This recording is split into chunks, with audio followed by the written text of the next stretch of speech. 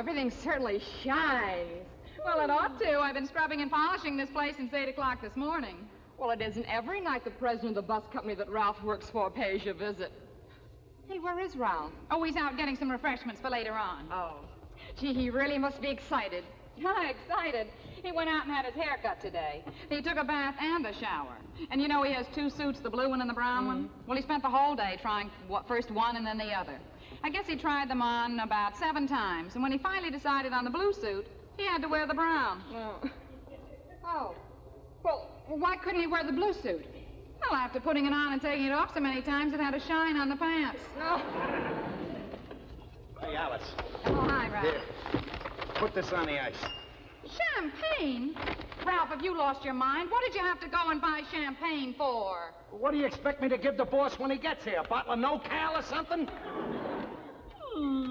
Caviar. Give me that. Did I hear you say caviar? Yeah. Listen, Ralph, this is simply ridiculous. Will you leave me alone? I know what I'm doing. See, the caviar, the cigars, got the champagne on ice. I hope I didn't forget anything. There's just one thing missing. What's that? Xavier Cugat's orchestra. I'll see you later, Alice. Okay, Trix.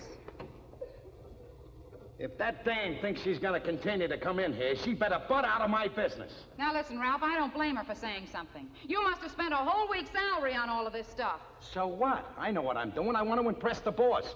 Then when a job comes up down the office, I'll get it.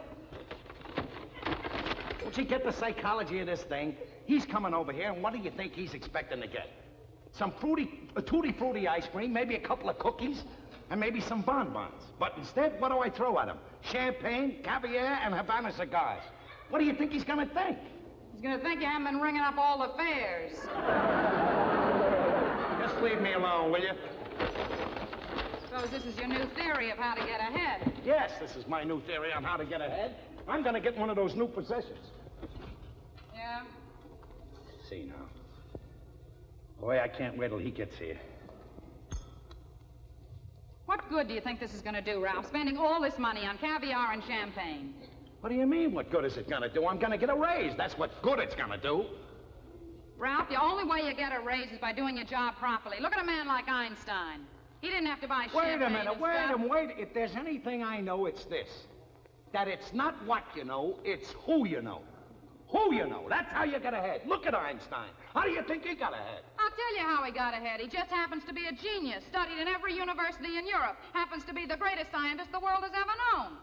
How do you think he got there? I'll tell you how he got there. I'll tell you how he got there. Pull. Oh, Ralph, if you can say a thing like that, you can say anything. I'm going to go in and fix my makeup. Well, that's and great. you can fiddle around with your caviar.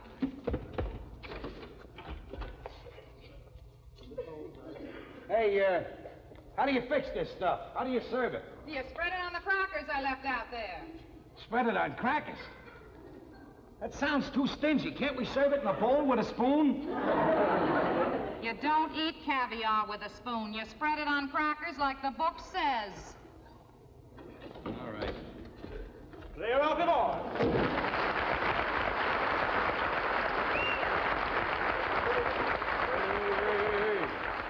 Boy, you're looking sharp tonight, Ralph. I hadn't seen you dressed up like that since I went to your confirmation. What's that stuff? It's caviar. What's that? Fish eggs. You better throw it out. It's getting black. That's its natural color. It's supposed to look like this. All right. It's good enough for you. It's good enough for me. But if it's such wonderful stuff, what do you put it on those little crackers for? Why don't you put it in a bowl and eat it with a spoon? What are you, a mental case? Imagine putting caviar in a bowl and eating it with a spoon. All right. I admit, you know more about that stuff than I do. Boy, oh boy, you're going to a lot of trouble there for your boss, huh? Hey, you think this is anything? Take a peek in the icebox.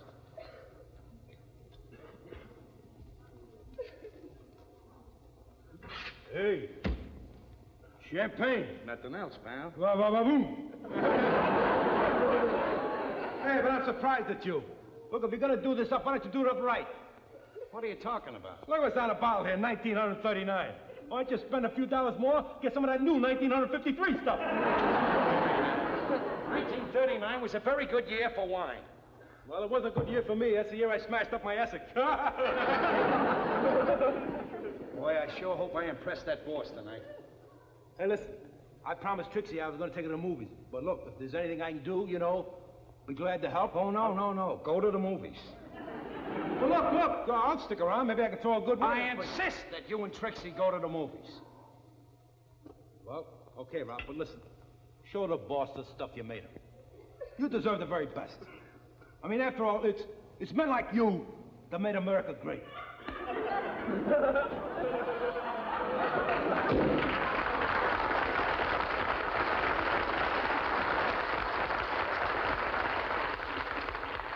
Boy, we're sure going to make a big splash tonight.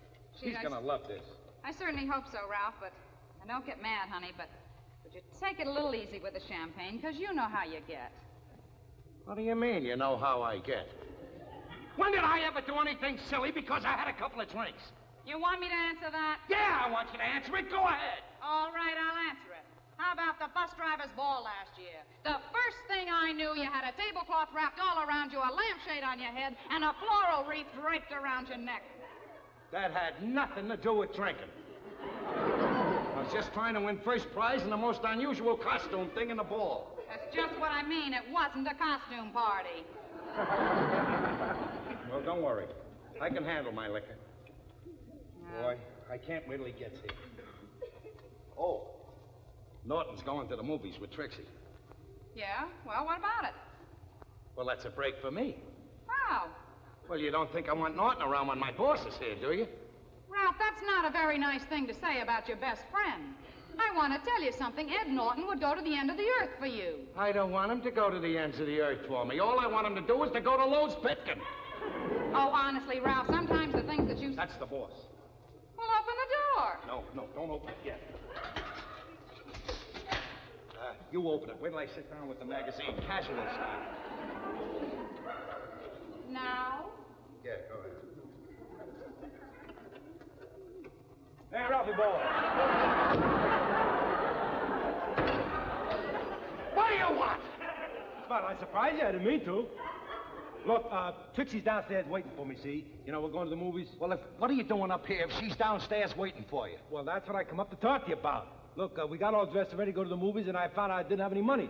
So I figured, you know, if you could give me back that $1.50 that you owe me, then I'd pay for the movies. I haven't got a cent. I spent everything for this stuff. Wait a minute, Ed. I'll see if I have some money. Oh, here, I got $1. We can make it here. $10. 15. I don't like to be a burden, you know that. 25. That's $1.25. No, thanks very much, but still a quarter short. Well, we haven't got any more money. Well, look, I go down and get Trixie. We don't have to go to the movies. Look, I'll find a quarter someplace.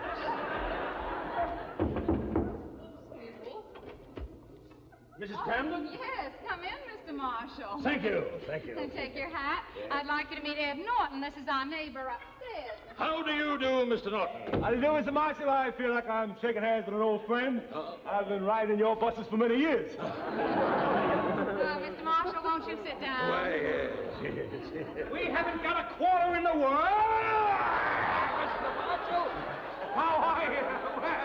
Well, Cramden, how are you? Certainly it's nice to see you, Mr. Marshall. Have you met him? Oh, yes, I've met Mr. Norton and your wife. You know, there's something that always interests me. Where did you two meet? In a snooker parlor on 9th Avenue. Pardon me. He don't mean you and I. He means my wife and me. Yes. Sit right down, please. Thank you. Well, I'm sorry that you have to run along now. I can't go now, you know. I need, you know. It sure is nice to have you here. Get him a quarter.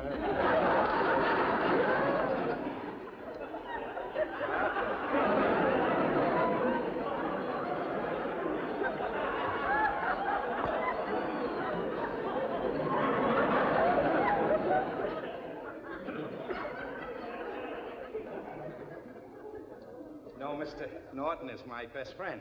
Oh, yes. Why, what line of business are you in, Mr. Norton? He works for the city. Yeah, I work with the sewer. Well, that's interesting. I've never known anybody in that line. How did you ever get a job in a sewer? Oh, just lucky, I guess.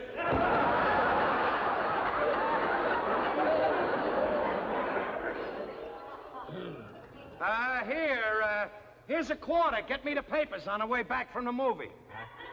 Oh, I get you the papers, yeah. Well, Mr. Marshall, very nice talking to you. I like to leave you a little parting thought. I know that you got some very good men in your company, but I want to say that when they made Ralph Cramden here, they threw away the mold. Arrivederci.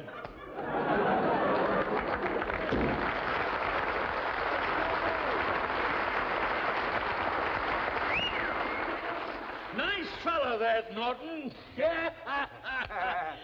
Well, here we are. Yeah, let's all sit down. Yeah. You know, it means a lot to me being here. Being here in your house, Cramden. You know, it's important to me. I feel that a boss should get to know his workers, and his workers should get to know the boss. Yes, sir. Why, right outside of my office, I have what I call a complaint box. It's there for any of the men who might have a little complaint to make about how I run the business, or even a personal complaint against me. Just write it down and drop it in the box. What about you, Ralph? Have you ever dropped anything in the box? Well, I was going to last week, but it was full. How about a little champagne to wash it down? Well, There you are. well, here's hoping you stay with the company a long time, Cramden. You can say that again, Mr. Marshall. Well, just look at the time. You know, I'd love to stay a little longer, but I must get on to another appointment. Oh, that's too bad, Mr. Marshall. No, I don't know when I've enjoyed anything as much as this, and I feel as though we've accomplished something in a business way, too. How long have you been with the company? 9 years, Mr. Marshall. What's your salary? $62 a week. Oh. Cramden, I want you in my office tomorrow morning at 10 o'clock sharp. Yes, sir. My board of directors will be there. You know, they've been talking about raising some of the men's salaries, you understand? Yes, sir, Mr. Marshall. And I want you right there when I tell them how well a man like you can get along on $45 a week.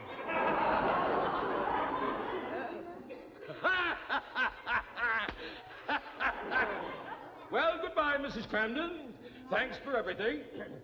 See you at 10, Ralph. Yes, Mr. Marshall. Oh, by the way, do you mind if I take a couple for the road? Load up.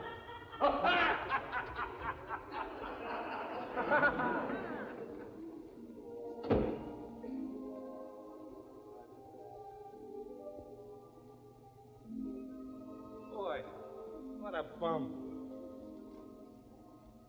Comes in here, eats up all the food, smokes my hard-earned cigars. And he's got the nerve to tell him that I can get along on $45 a week.